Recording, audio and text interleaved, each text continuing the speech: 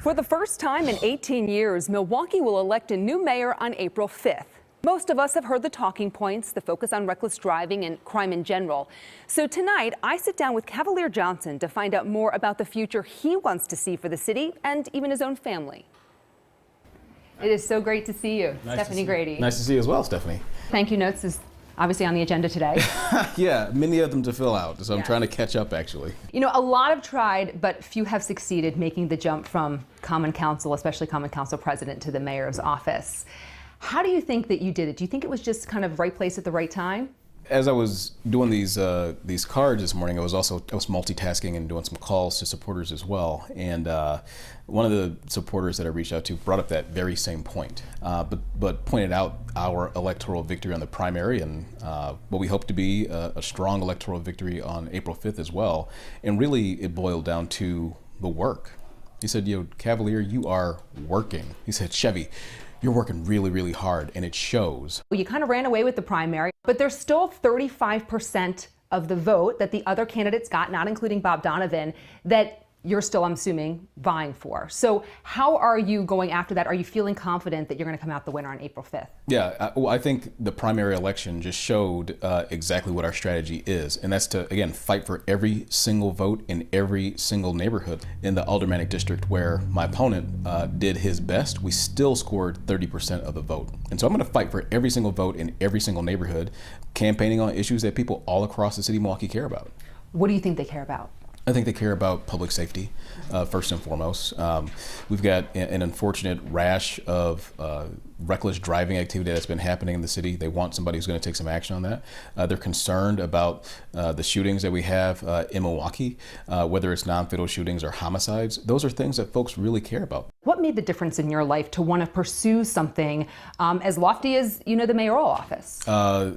What helped me to get on this path, considering where and how I grew up with the challenges that I did. I mean, the challenges that continue to face a number of kids in those same neighborhoods today are chances, are opportunities, was grace from folks. I see corner stores that when I was a kid hanging out with the wrong crowd, I stole from.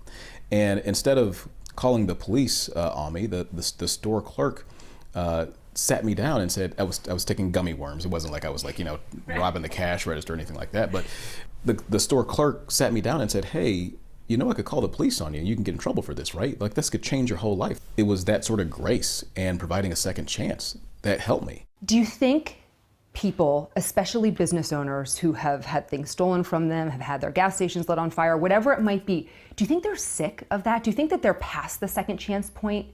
I would imagine that when I got a second chance, that that probably wasn't the first second chance that the store clerk gave to a young African-American boy. I don't know if folks are past it. I mean, I know that folks certainly are tried by the situations that we face in the city, and quite frankly, again, the poverty that we see, which then leads to those sort of activities, with criminal activity, things that ultimately end up hurting our society. I think that they get that. I think that they understand that. I think they really want to help. You're the father of 3 adorable children. 2 things. Number 1, what scares you the most about raising them in the city of Milwaukee? And then number 2, what excites you the most about raising them in Milwaukee? What scares me the most, I think, is what scares every parent in Milwaukee. Like, I don't want my kids to be hurt because somebody who shouldn't even have access to a gun in the first place gets that and decides to go shooting somewhere. Or if the stories like my wife has told me where she's going to pick our son up from school and she's got my 3-year-old twin babies in the car and somebody's driving recklessly and they're playing chicken and they're driving directly towards her with my kids in the car. Like, those things are scary to me, and I don't want that for my family, and I don't want it for any family in Milwaukee. What excites me about Milwaukee is that people love this city. They really, really do. People are attached to Milwaukee and they want to see, this city do well. And to me, that's the sort of place that I want to raise my kids in.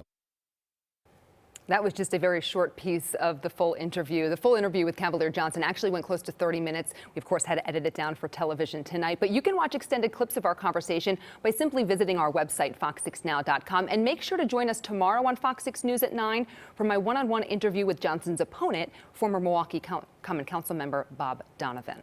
And those two candidates, look how close they were to each other today as they debated.